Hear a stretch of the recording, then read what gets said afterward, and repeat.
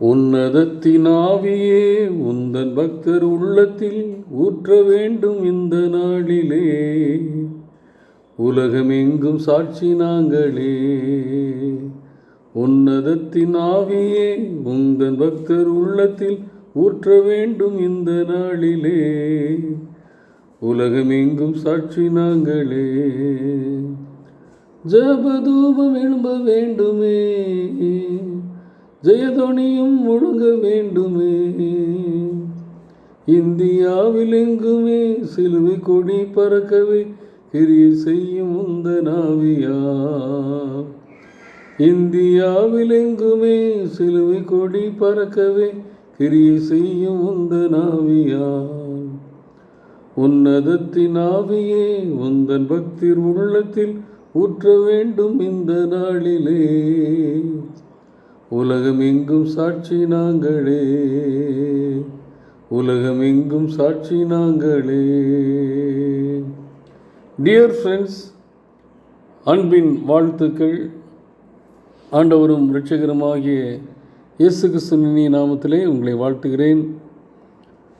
தமிழ்நாட்டின் வரலாற்றிலே மீண்டும் ஒரு முக்கியமான நாள் இந்த நாள்.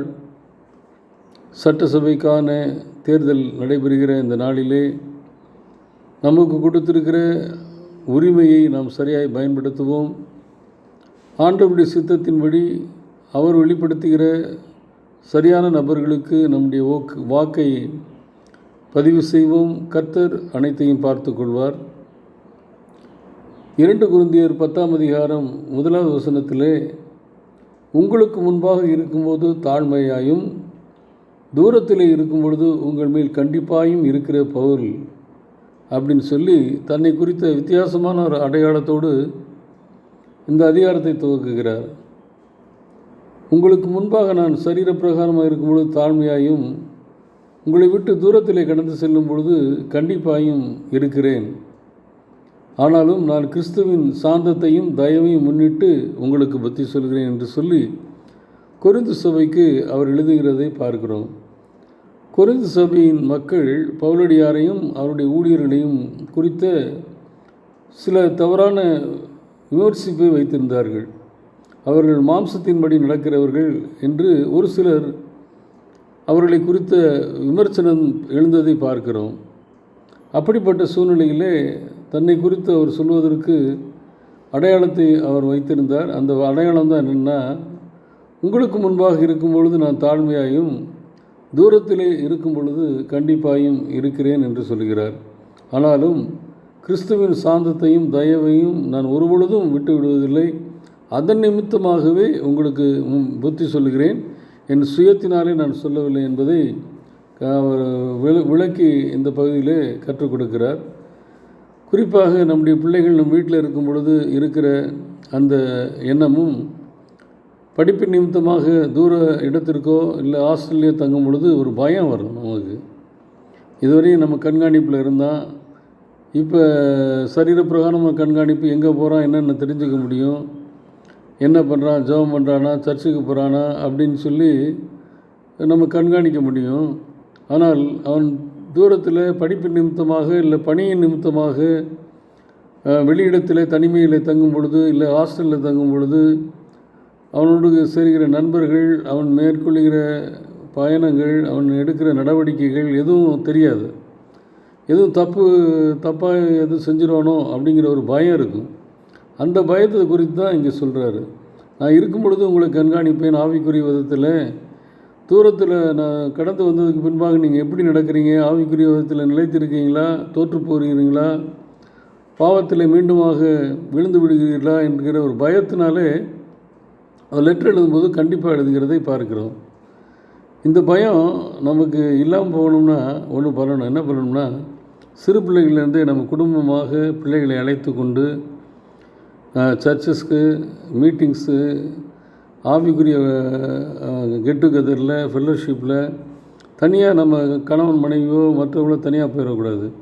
பிள்ளைகளை எல்லா இடத்துலையும் அவங்களுக்கு புரியுதோ புரியலையோ, பிரசங்கம் கேட்குறாங்களோ இல்லையோ, அவங்கள அந்த கூடுகைகளுக்கு அழைத்து செல்லணும். அப்பொழுது நம்ம அறியாமலே அவங்க அப்சர்வ் பண்ணுவாங்க.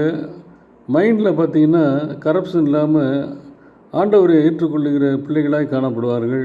விளைவு அவங்க எந்த தூரத்தில் போனாலும் சரி, பக்கத்தில் இருந்தாலும் சரி, பாவங்கள் அவர்களை அண்டாதபடி கர்த்தருக்கு பயப்படுகிற பயம் அவங்களுக்கு சிறு பிராயம் வந்து கொண்டே வந்துடும்.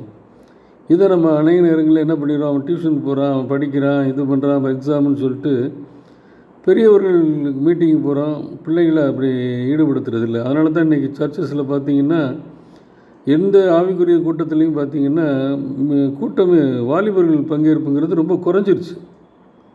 கடந்த வாரத்தில் நான் ஒரு சர்ச்சு போனேன், திருநெல்வேலி டயசிஸில் செய்திக்காக போயிருந்தேன். அப்போ பார்க்கும் பொழுது அந்த சர்ச்சு பூரா வாலிபர்கள் நிரம்பி இருந்தாங்க. எனக்கு ரொம்ப சந்தோஷமாக இருந்துச்சு. வாலிப பிள்ளைகள், வாலிப ஆண்கள் நிரம்பி செய்தி ரொம்ப கவனத்தோடு கேட்டாங்க. இந்த ஒரு பழக்கம் வந்து நம்முடைய திருச்சபைகளில் வரணும்.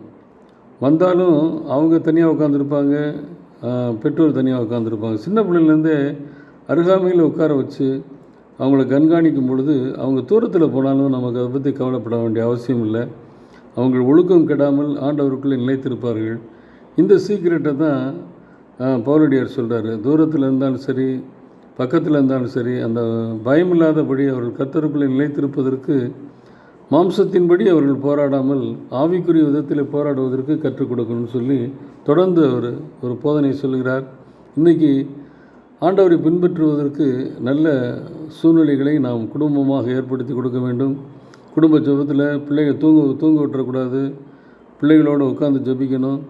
குடும்பத்தில் என்ன ஃபங்க்ஷன் நடந்தாலும் பிள்ளைகளை வந்து அதில் இன்வால்வ் பண்ண வைக்கணும். இப்படி ஆவிக்குரிய வாழ்க்கையில் சர்ச்சுக்கு போகும்போது எப்பொழுதுமே பிள்ளைகளோடு இணைந்து நம்ம ஆண்டவருடைய பணியை செஞ்சிட்டோம்னு வச்சுங்களேன், எதிர்காலத்தில் அவங்கள குறித்த பயம் நமக்கு இருக்காது, மாம்சத்தின் பயம் இருக்காது. அப்படிப்பட்ட தைரியத்தோடு கூட ஆண்டவரை பின்பற்றுகிற பிள்ளைகளாக தலைமுறைகளை உருவாக்குவதற்கு கர்த்தர் தாமே நமக்கு கிருபை செய்வராக. மீண்டுமாக உங்களுக்கு அன்போடு கூட அழைக்கிறேன். உங்களுடைய வாக்கை ஆண்டவருடைய சித்தத்தின்படி பதிவு செய்யுங்கள். நல்ல ஆண்டவருடைய சித்தத்தின்படி நல்ல ஒரு ஆட்சி அமைவதற்கு கர்த்தர் கிருபை செய்வாராக. ஆமீன்.